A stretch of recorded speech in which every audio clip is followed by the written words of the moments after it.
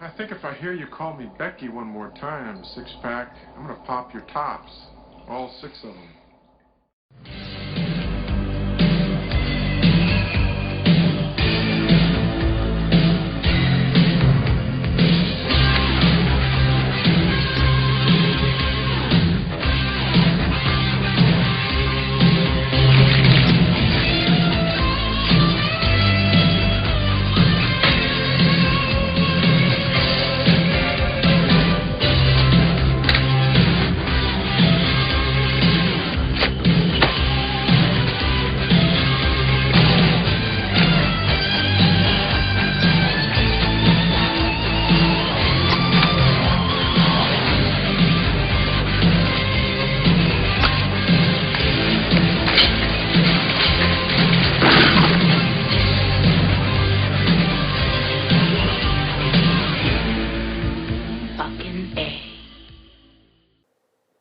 Hey folks, this is Matt once again, and this is pretty much the last review I'm doing that Ben, aka Exodus 1, had sent me movies and his brother.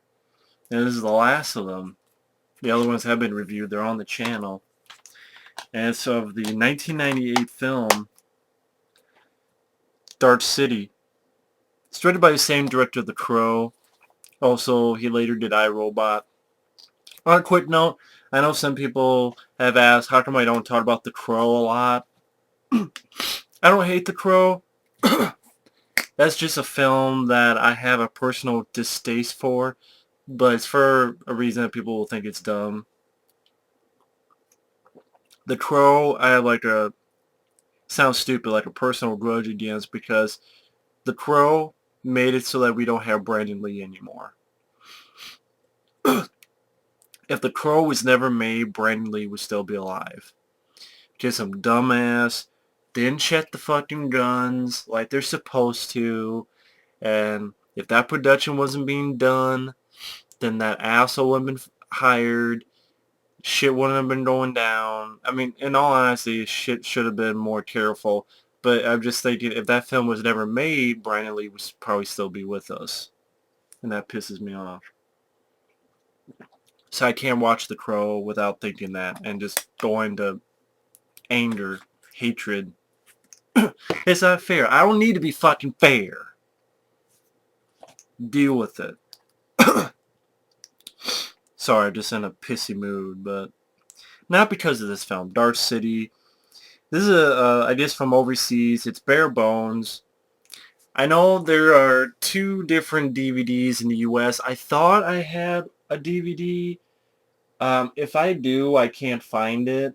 So maybe I had seen it and I thought I was going, maybe I was going to buy it and I didn't. But I know there's a DVD and then there's a director's cut.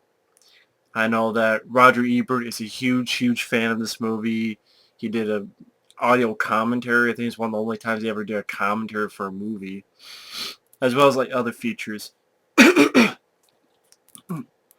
I think David Goyer helped write this film. David Goyer, you've heard that name before. Stars Rufus Sewell, which you don't hear a lot about this guy, Rufus Sewell. It's not like he's an actor that, oh, I know this, but he does a really good job here as John Murdoch, a guy who wakes up to find he has no memory of who he is, and there's a dead body in the room.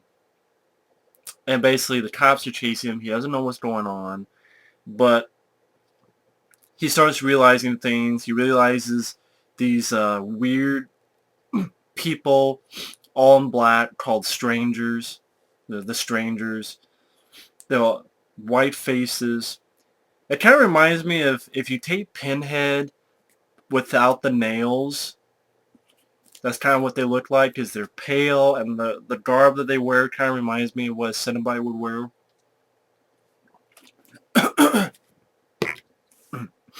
And long story short, basically, they can change everything in the city. They change buildings. They will inject new memories into people and move them around to see how they react to their situation. So say if you get imprinted with the memories of a killer, will you act like the killer? Or will your... Because something about this is a race of figures that they're dying and they want to know about the human soul, that hopefully that will help them survive. So they think maybe it's in the memories. So if they inject memories into other people to see how they play off. And a guy helping them unwillingly, but a guy helping the strangers is Kiefer Sutherland, who plays his doctor. Also in the film, you have Jennifer Connelly as Rufus Sewell, the love of his life. Well, sort of.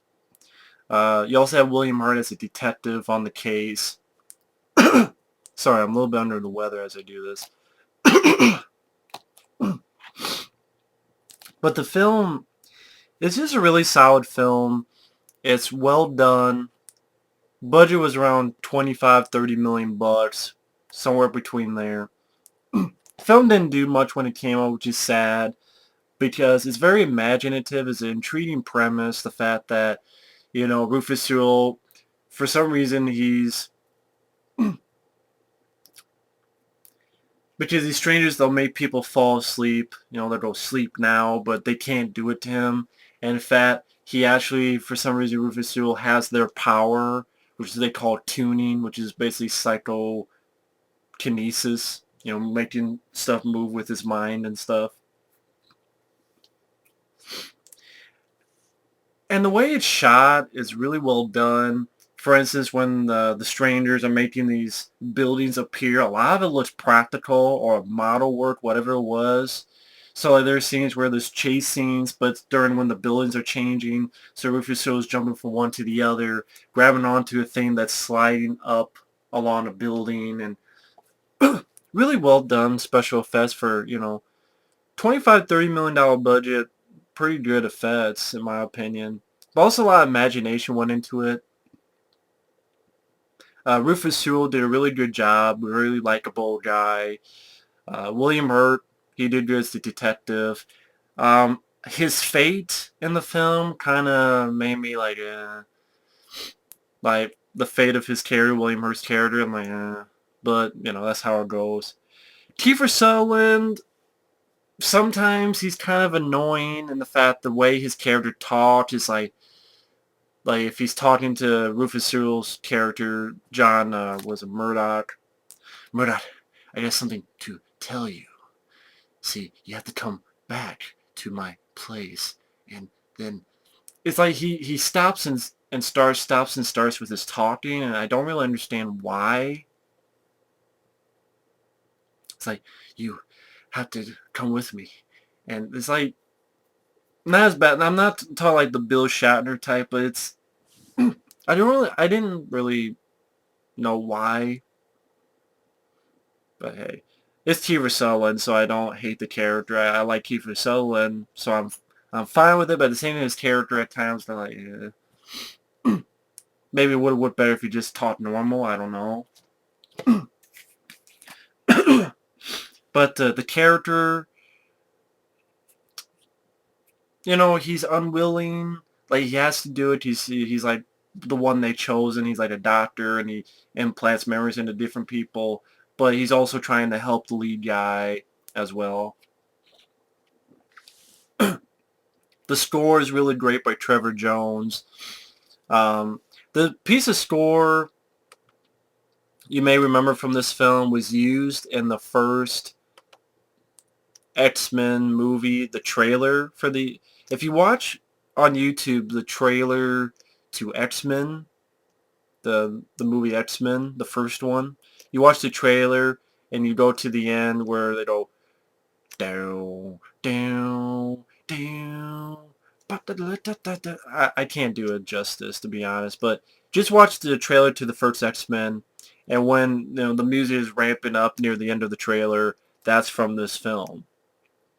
And Trevor Jones, what else has he done for score-wise? Because he did a really good job.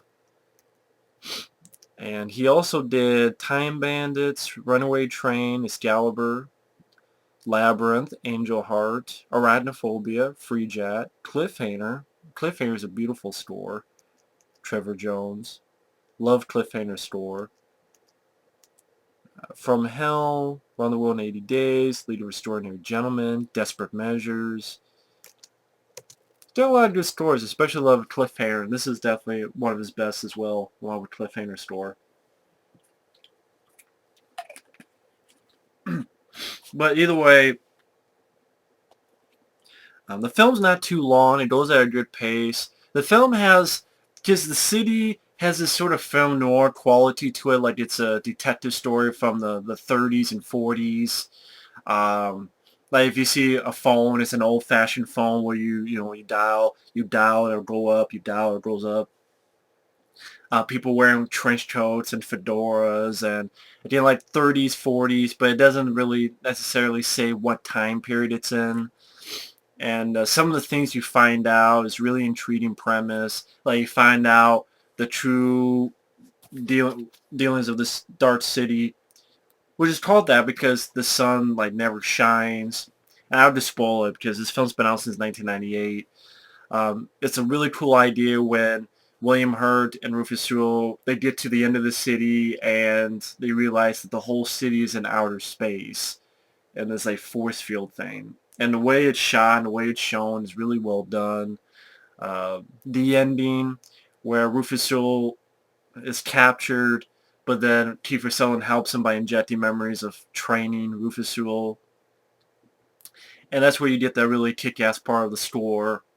And Rufus Sewell facing off against the strangers in sort of the mind freak mind war. All chaos, really enthralling action sequence. It really helps with that score too, but things are exploding left and right. It's like, really makes you go, yeah, get them. Because, you hate these guys, these strangers. You really hate them. And it's like, yeah, get them, get them.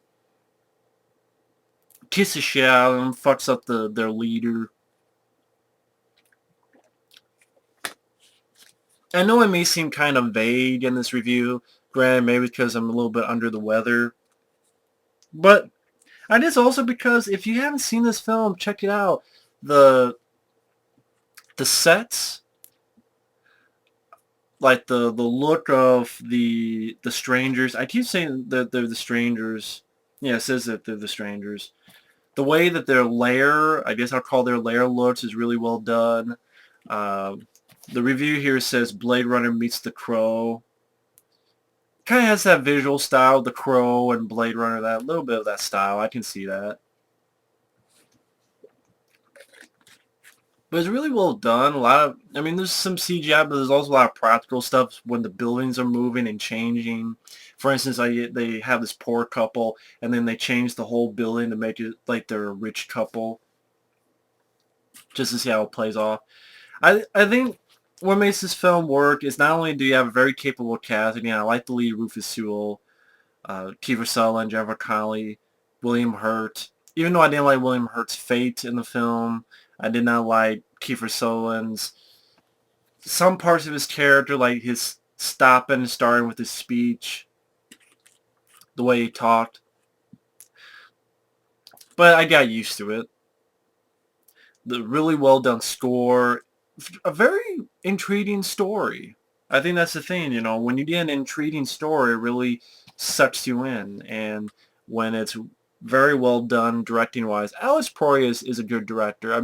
The Crow, he fucked up on The Crow because he is the director. He didn't do it on purpose, but he should have been more careful. If you're a director, you better make fucking sure of anything and everything. I know that seems unfair, but fuck it. It can be unfair. I don't care. See, a guy has also done, like, Dark City. To be honest, I'm not sure which is my favorite. It's either Dark City or iRobot, because I actually do like iRobot a lot as well. I don't mind Will Smith in the film. I think that's actually one of my favorite Will Smith films, iRobot. Thought it had a really badass ending as well. Really action-packed. They did No One with Nicolas Cage, which is an interesting film. I can definitely say I did not see it coming at the ending of Knowing. If you've seen Knowing with Nicolas Cage, you know what I mean. I did not really see that coming.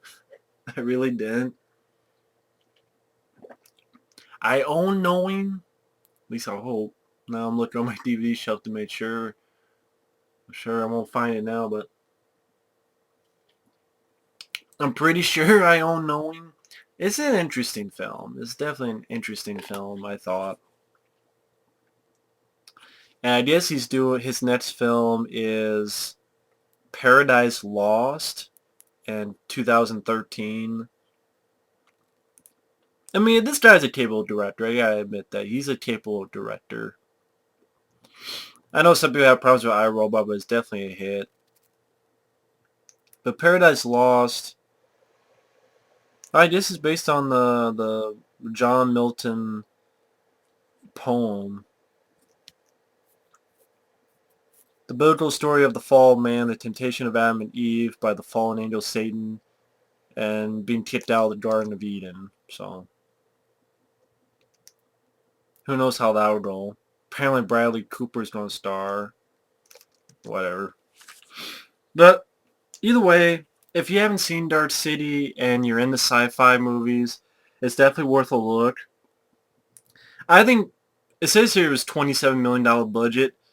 That's pretty low when you consider there's a lot of films that had 50, 60, $80 million budgets, $800 million budgets, and this film had a lot to it. I mean, intriguing premise that's well done, solid script, very capable performances, great score by Trevor Jones. All in all, a very solid sci-fi film. If you like science fiction films and you haven't seen Dark City, it's definitely worth a look. It's worth your time.